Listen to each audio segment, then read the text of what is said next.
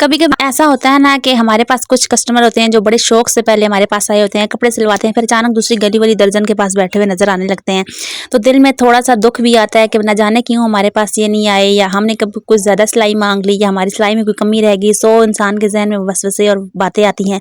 तो आज मैं आपको वो छोटे छोटे तरीके बताऊंगी जो आपके पुराने कस्टमर को भी वापस लाएंगे और नए कस्टमर को भी आपका आदी बना देंगे।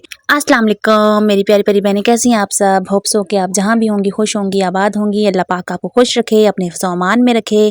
तो आज मैं सुबह सुबह जब उठी थी तो सब सोए हुए थे, तो मैंने कहा चले आज ये एक मार्का मारते हैं। मेरी मशीन काफ़ी जो थी ना वो गंदी हुई थी और बहुत ज़्यादा उसमें धूल मट्टी जमा हो गई थी, क्योंकि इतने दिन से काम भी नहीं किया था। और फिर घर में भी मेरी जो सास अम्मी उनका ऑपरेट हुआ है, तो आना जाना मेहमानों का लगा हुआ है और कुछ समझ नहीं आ रही। रूटीन बिल्कुल ही ख़राब हुई हुई है। मैं बहुत मुश्किल से वॉइस ओवर कर रही हूँ, ना कुछ मुझे वीडियो क्लिप्स लेने का मौका मिलता है और ना ही कुछ मुझे समझ आता है। किचन का भी मेरा बुरा हाल है। और आपको पता है जब 1 से 2 बंदे या 2-3 बंदे जब किचन में काम कर रहे हो ना, तो फिर जो सेटिंग होती है ना वो सारी ख़राब हो जाती है। आपके साथ भी ऐसा होता है कि जब कोई मेहमान आए हुए हों, फिर वो भी अगर किचन में आए या जिस तरह नंदे वगैरह आई हुई होती हैं, तो फिर सारी रूटीन जो है ना वो घर की ख़राब हो जाती है। खैर अल्लाह पाक सब के लिए आसानियाँ करे और अल्लाह पाक से दुआ है कि अल्लाह पाक हमारे लिए भी आसानियाँ करे। आपने भी बहुत सारी दुआएं करनी है कि अल्लाह पाक हमारे घर की तमाम मुश्किलात को आसानियों में बदले। तो ये थोड़ा सा मुश्किल टाइम होता है, गुजर जाता है, लेकिन इस मुश्किल टाइम में थोड़ा सा संभल कर चलना होता है और थोड़ा सा हर चीज़ को साथ लेकर चलना होता है। फिर ये सब सोए हुए थे तो मैंने कहा चले मैं अपनी अपनी मशीन ठीक कर लेती हूँ और साथ उसकी सफाई भी करती हूँ। थोड़ी बहुत ज़्यादा गंदी हुई थी। और ईद की भी तैयारियां हैं, अब ईद के भी बहुत सारे कपड़े सीने हैं। बस आप दुआ करें मेरे लिए, बहुत ज़्यादा रूटीन टफ हो गई है। तो बातें तो इतनी है ना कि जो साथ ख़त्म होने का नाम नहीं लेती है। तो आते हैं हम अपने टॉपिक की तरफ कि सबसे पहली आदत या सबसे पहला सलीका जो हमें अपनाना है वो ये है कि वक्त की पाबंदी करना है। अगर आपने मंगल का वक्त दिया है ना तो हमें कपड़े संवार के शाम को हर सूरत में तैयार करने और प्रेस भी होने चाहिए। क्योंकि हम सोचते हैं कि बस कर लूँगी कोई बात नहीं है, लेकिन अगर अगली सुबह अचानक लाइट चली जाती है या बच्चों को कोई मसला हो जाता है, घर में कोई मसला हो जाता है, तो जब कस्टमर कपड़े लेने आए ना तो हमारे कपड़े तैयार ना हो तो हमारा ट्रस्ट खो जाता है। क्योंकि कस्टमर को अपने सूट से ज़्यादा अपने इवेंट की फ़िक्र होती है और देर से दिया गया सूट चाहे कितना ही प्यारा क्यों ना सिलाई किया गया हो, उसके लिए बेकार हो जाता है। तो इसलिए कोशिश किया करें कपड़े जो आपने जितना टाइम दिया है ना, आपने उतने टाइम में कपड़े उनको हर सूरत में सिलाई करके वापस करने हैं। और अगर आप अर्जेंट नहीं सी सकती तो आप उस बंदे से साफ बात किया करें कि भाई मैं अर्जेंट सिलाई नहीं कर सकती। तो ये छोटी छोटी बातें होती हैं ना जो हमारा ट्रस्ट भी कायम रखती हैं और हमारे पास कस्टमर को दोबारा आने पर मजबूर भी करती हैं। अगली बात होती है फिटिंग इग्नोर करना। फिटिंग एक ऐसी चीज़ है ना जिसको सिलाई की जान समझा जाता है और बाज़ मेरी बहनें इस मामले में बहुत ज़्यादा टची होती हैं कि उनको अगर फिटिंग का मसला आ रहा हो ना कहीं से भी, अल्लाह उनका वो जान अच्छा करे, मुझे अपनी अम्मी याद आ जाती है कि उनकी कमीज़ की अगर फिटिंग कहीं से भी थोड़ी सी टाइट आ जाए, कहीं से भी उनको कमीज़ में खिंचाव आए ना, तो वो कपड़े ही नहीं पहनती होती थी।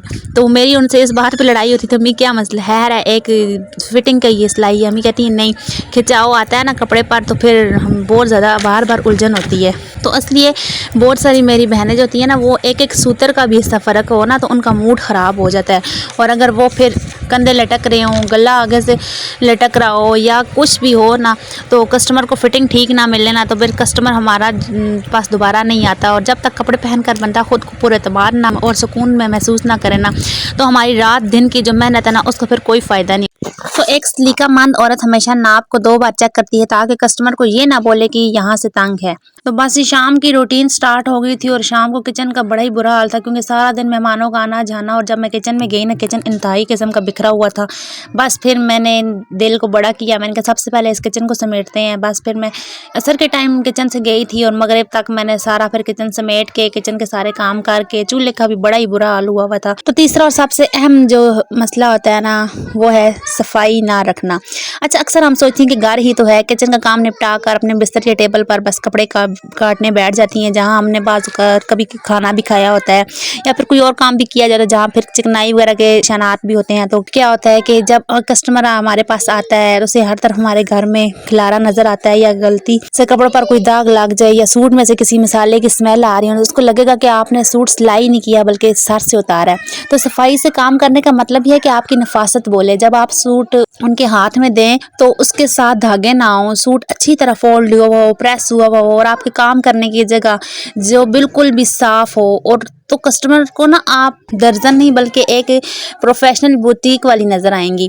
तो अपने घर का जो कोना है जहाँ आप बैठ कर सिलाई करती हैं उस कोने को साफ़ किया करें हर किस्म के निशानात दाग चिकनाई से, ताकि आपका कपड़ा जो है वो किसी किस्म की चिकनाई या उस पर किसी किस्म के दाग ना आए और वो कोना बिल्कुल नीट एंड क्लीन हो। ये हमारी नफासत होती है जो हमारे काम में ज़ाहिर होती है। ज़ाहिर है इंसान बुटीक में क्यों जाते हैं, क्योंकि वहाँ इतनी सफाई होती है। जब हम अपने घर का एक छोटा सा कोना अगर साफ़ सुथरा रखें जहाँ हम पता चले कि हम बैठकर काम करते हैं, तो अगला बंदा जब देखकर ये सोचता है कि वाकई ये तो काम करता है और बहुत अच्छा काम करता है, तो फिर वो आपके पास दोबारा आता है।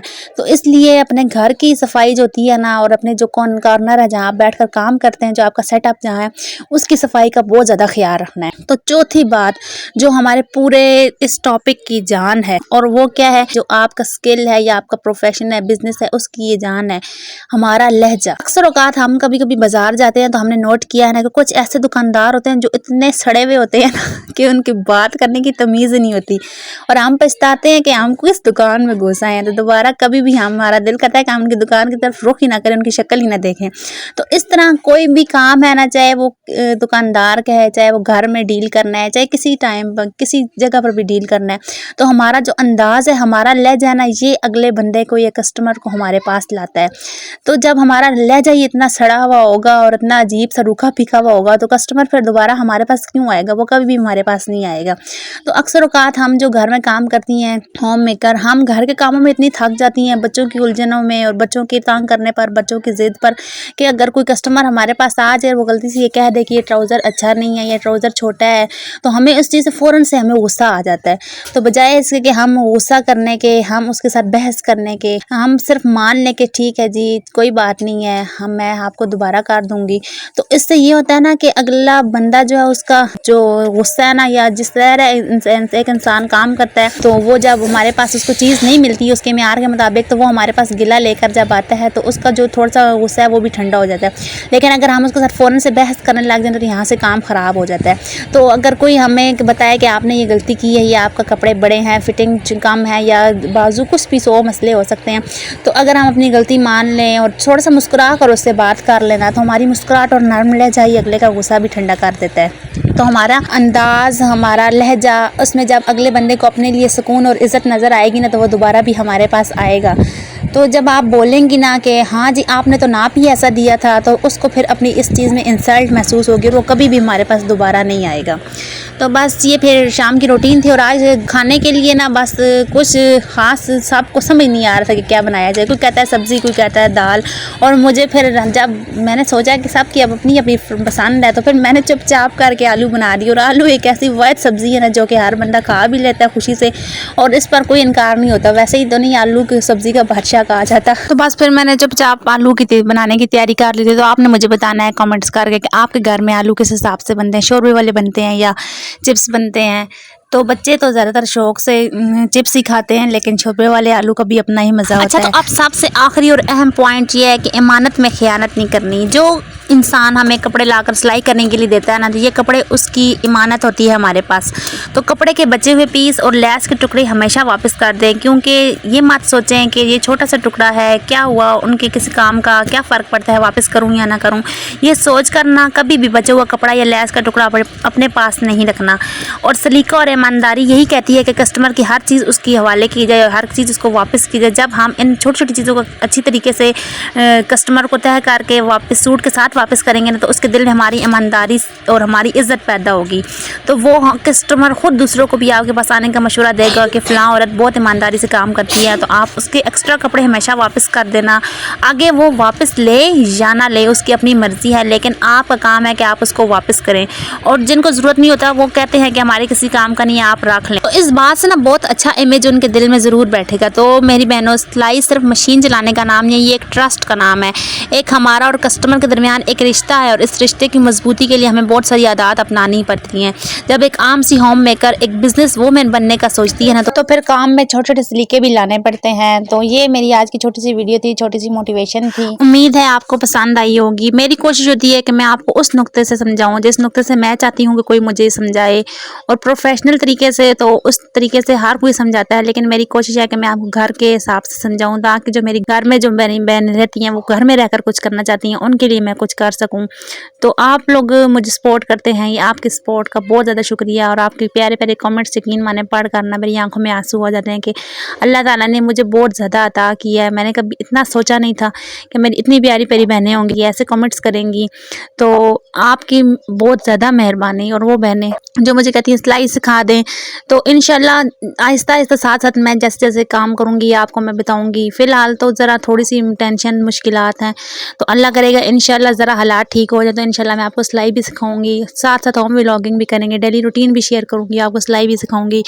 तो मुझे कमेंट्स करके बताइएगा कि नेक्स्ट व्लॉग में मेरा टॉपिक क्या होना चाहिए, आप क्या देखना पसंद करेंगी। और जिसका सबसे पहले कमेंट्स आएगा मेरी कोशिश होगी कि मैं उसी के कमेंट्स पर पूरा व्लॉग बनाऊँ। तो अपना ख्याल रखिएगा, अपने से जुड़े लोगों का ख्याल रखिएगा। मिलते हैं नेक्स्ट व्लॉग में। अल्लाह हाफिज़।